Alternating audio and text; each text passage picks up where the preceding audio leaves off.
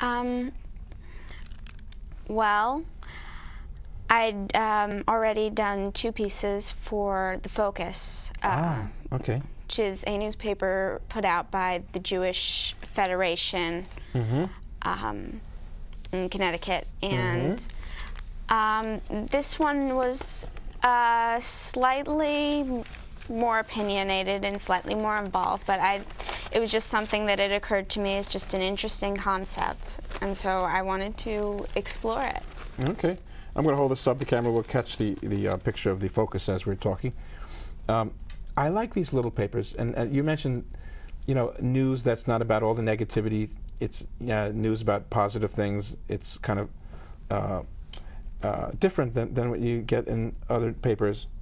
So that's the Focus right there. It is the local Jewish paper, and it is a fine paper. And a lot of the smaller papers are really good papers, like the Jewish Ledger.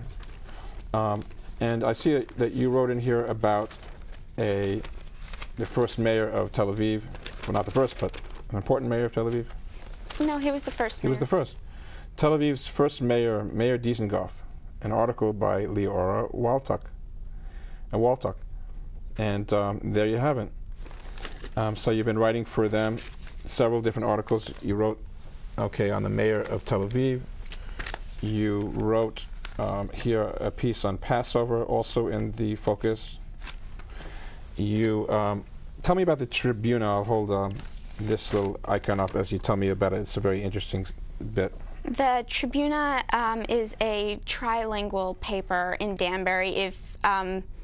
For people who've been to Danbury or know enough about Danbury, it's a very large Spanish Latino sort of population. So that paper is actually a family paper that was founded by a grandmother and edited by a daughter and a cousin. And, they put it out in English and in Spanish and in Portuguese. And a lot of, they believe a lot in writing about just things, small, good things out there. A lot of, they're not into the negative sort of stories. They just really want to push forward to make a difference. And the paper also has the purpose sort of helping people to learn the other languages. I see. Compare so the 3 articles. languages: English, Spanish, and Portuguese. Very nice. And that's yes, Danbury is a great place for that, and that certainly solved a great need. Now, why journalism? What drove you towards journalism? Well, everyone, I think, goes through that whole, what do I want to be when I grow up, fireman, doctor, whatever. Right. Everyone does that. I thought doctor for a while because I like to help people, but I'm not too good with blood, and I don't really like seeing people in pain, because if I see people in pain, I feel like I'm in that kind of pain. I'm very empathetic. But I liked the concept of teaching a lot. My mother's a teacher. My father has some teaching background, and I think also just being a Jew, we're a nation of scholars, and I think I had a lot of that in my blood. But I didn't really feel like teaching in a classroom really suit me, and I really like writing. I really enjoy writing and putting my unique view on things in my own words, and seeing something in print. Nice.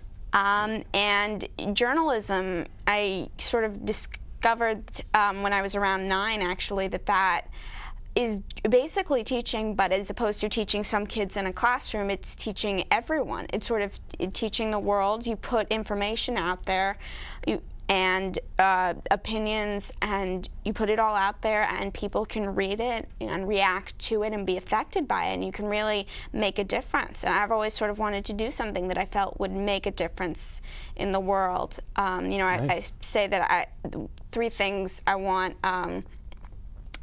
When I die, I want to know that the world is a little bit of a better place. Because Because you were here. Yeah. You contributed to make the world better. And that the people I love are a little bit happier, and that I've brought up children who are well, just, I want to bring up children too. But that are the same way, that makes the world, your children will also make the world better and continue in that tradition. Yeah. I got you. And the expression, the pen is mightier than the sword, is something that you like very much. Yes, I really enjoy that. I think that knowledge, that writing, that words can be so much more powerful than anything just physical. Mm-hmm. You can really affect things to such a great extent. Is there any particular scene or article or a world event that really demonstrated that powerfully to you, that you could recall at the moment? Like where journalism changed the world, where article changed the world? Well, Nellie Bly's writing has had a great effect on the world. For one thing, it influenced feminism because she was really the first great woman journalist who didn't just write about floral arrangements and stuff, but also, of course, the stuff she wrote about the mental institution and the way that that's upheld. You know, she pretended to be crazy so that they would commit her, but so that she could be undercover, but the second she was committed, she dropped the act. She just acted like her normal self, but after she was deemed crazy, they just kept treating her the same way. As if she were. Even though she was acting completely normal, completely rational, and that was a real revelation, you know, because people realized that once that label is put on, you know, people in there aren't really trying to be cured or helped, they just sort of hold them away in there, which really isn't a good thing.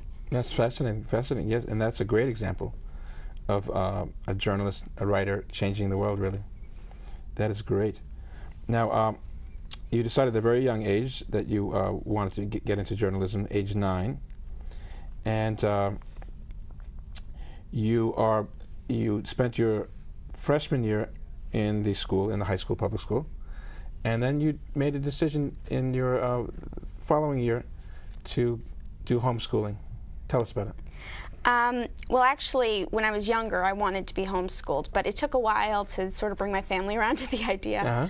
But I always sort of knew, ever since I can remember, ever since I was little, I've loved going to school, getting up and learning. The idea that there was this place where you could go in and they'd give you knowledge and you could just learn. I love soaking up knowledge, which is just basically human nature. But you go into a classroom now and you're sitting with a lot of children who really could care less, who really don't want to be there, who'll find any excuse to procrastinate so that they don't have to learn, even though we have this amazing privilege and this amazing opportunity, and that's a very negative energy. It slows down the whole process, and it makes it very hard for someone who really wants to learn to enjoy it. And then if you add to that, they make it even less enjoyable because they're always teaching to the test and the scores, and the whole process of learning should be an enjoyable experience. It shouldn't just be about advancing your career, getting into a good college. I mean, those things are important, of course, but it's really education and knowledge for knowledge's sake is a really beautiful, fulfilling, and satisfying experience.